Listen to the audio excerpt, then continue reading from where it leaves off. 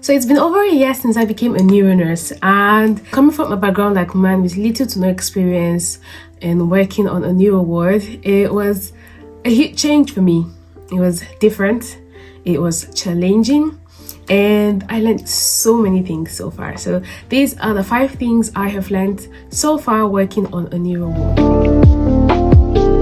So the first thing I learned working on a neuro ward is to be honest when I don't know anything and to always ask for help. Guys, no one is an island. You do not know everything.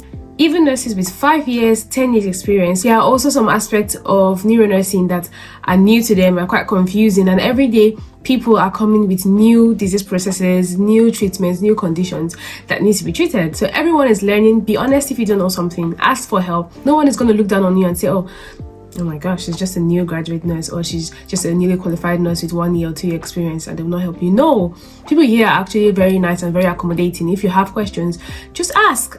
The second thing I learned is to be willing and eager to learn. Guys, you will be challenged.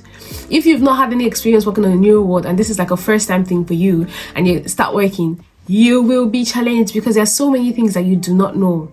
So be willing to learn, be humble enough to learn, and be eager to learn. When your other colleagues or your manager or even the doctors and the physicians see that you are motivated to learn something, they will be even more interested to help you. So be eager to learn. So you're always learning new things. I learned so many things about different brain conditions, different spinal cord conditions, different neurological conditions working on this ward. Subdural hemorrhages, Alzheimer's diseases, subarachnoid hemorrhages, the disease processes of stroke. I learned about rehab, working with a lot of physiotherapists, and every time like there's something new to learn. So always be willing to learn, always be eager to learn, show interest when people are doing things.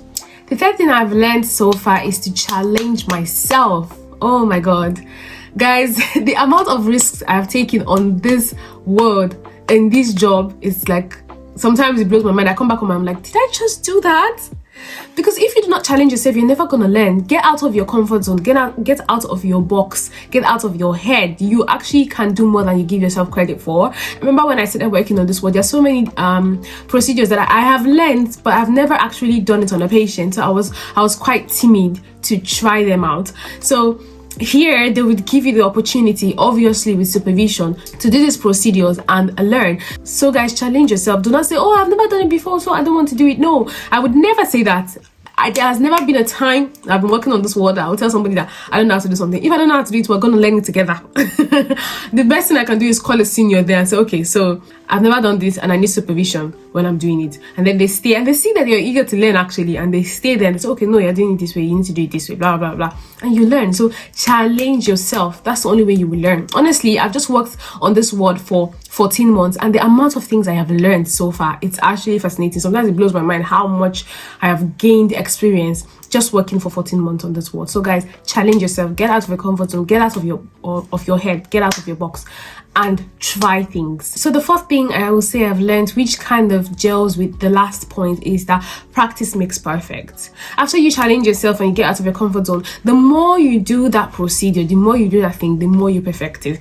So an example would be catheterization. I've done catheterization in school so many times. I've done it out of school, like not so many times, but when I got on the ward and we had so many patients that needed a catheter, I did the training online, because you need to do a training online, and then you did the physical practical training, and then I got on the ward and it's time to actually do it on a patient. The first time I tried to do it, it wasn't so easy for me, but the second time I did it, it was smooth. The third time I did it smooth, and since then I've been doing catheterization on my ward like it's easy. But if I didn't try it, if I didn't keep practicing, if I just told myself, oh, the first time I did it, it was not so easy, so I'm not going to do it again, I would have never learned it. I would have never perfected it the way I have perfected it now. So guys, practice makes perfect. Keep doing that procedure until you perfect it. And even if there are no opportunities for you to do, maybe you're not getting that kind of patient on your ward, my hospital has this knowledge spa where you can go and learn new procedures. Probably your hospital might have that kind of system that works where nurses can go to renew their training and to renew some certificates. So always go for those kind of courses. Always apply for those courses. Take new courses, increase your knowledge, practice more, and honestly, you will become like the best nurse.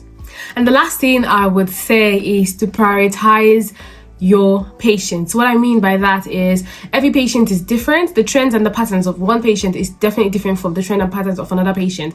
Do not try to use the normal sodium levels, which is 135 to 145 for all patients generally. Some patients might come in and you see that, oh, this patient has a sodium level of 130 and you're thinking, oh my god, we need to give him IV infusion of sodium and increase his sodium levels. But what if that is what the patient is used to, and then you give sodium and then his cells shrink?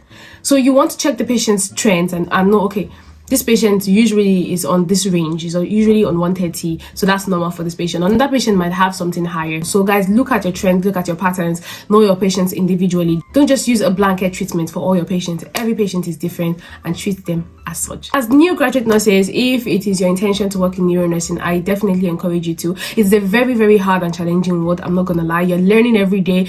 You are working with a lot of professionals. There's a huge multidisciplinary team on the neuro ward.